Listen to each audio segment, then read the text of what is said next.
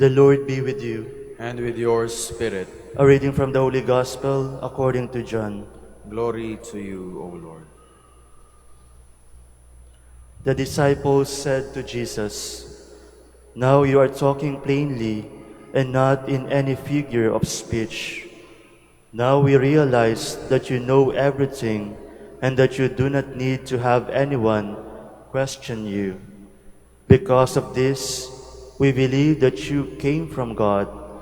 Jesus answered them, "Do you believe now? Behold, the hour is coming and has arrived, when each of you will be scattered to his own home, and you will leave me alone. But I am not alone because the Father is with me. I have told you this so that you might have peace in me. In the world you will have trouble, but take courage. I have conquered the world." The Gospel of the Lord. Praise to you, Lord Jesus Christ. Please be seated.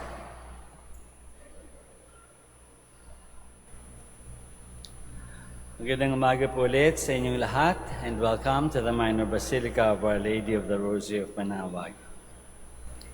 Tanong, naiwan ka na ba? Nagkaroon ka ba na experience na iniwan ka? Have you been left behind? Dalawang klase yun eh. There are two kinds of being abandoned or being left behind. Isa yung naiwan ka, hindi ka naisama.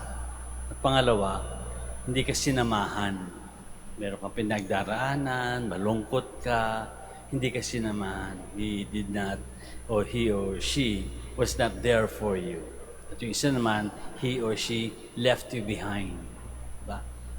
Alam ko ng bata ako, I remember, the only time I remember na iniwan ako, nanay ko, nakabihis na aalis. Eh ako nagkakanda, iyak-iyak, sama ko, sama ko.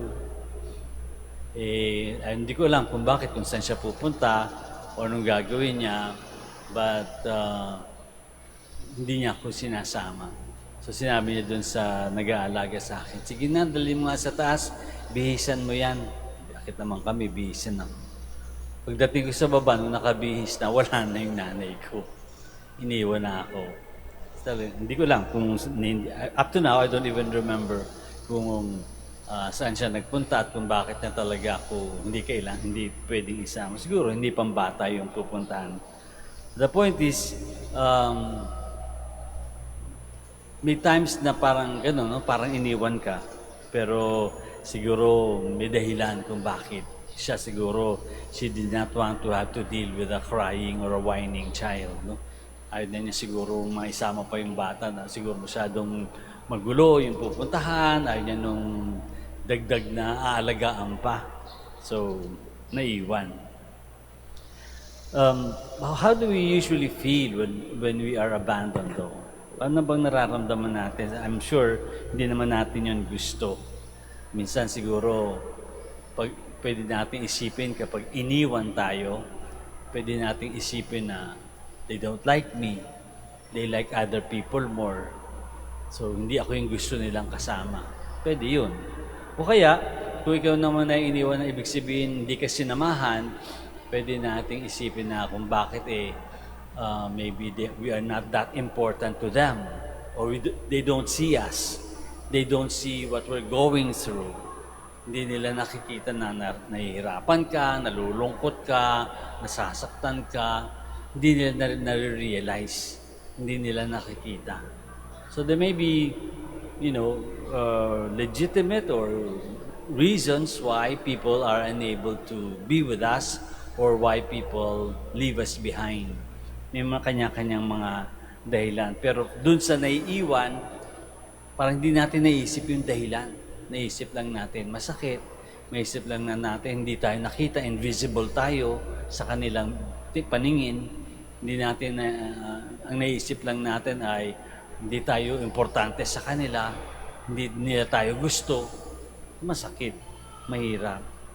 Kaya lang, sa lahat ng mga ito, if the world, our friends, our people that we know, maybe even our family, may abandon us or maybe may not be there for us.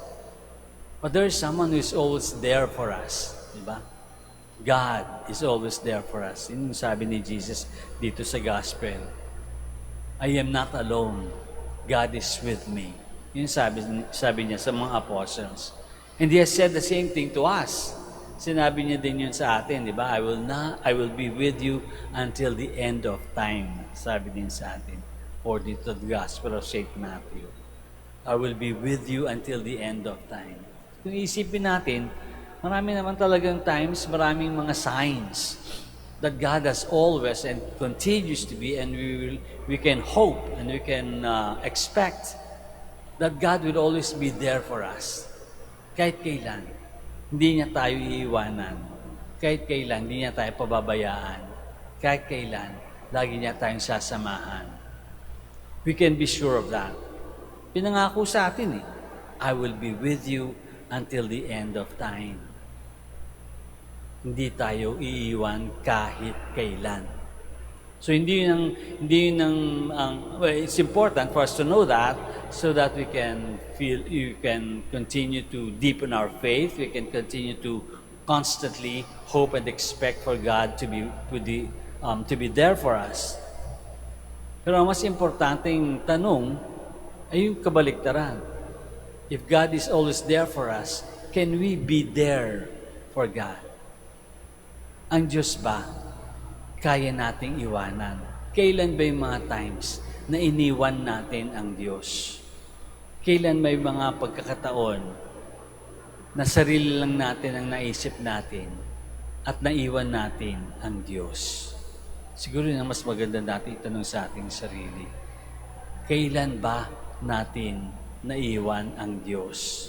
O gaano kadalas ba natin iniiwan ang Diyos?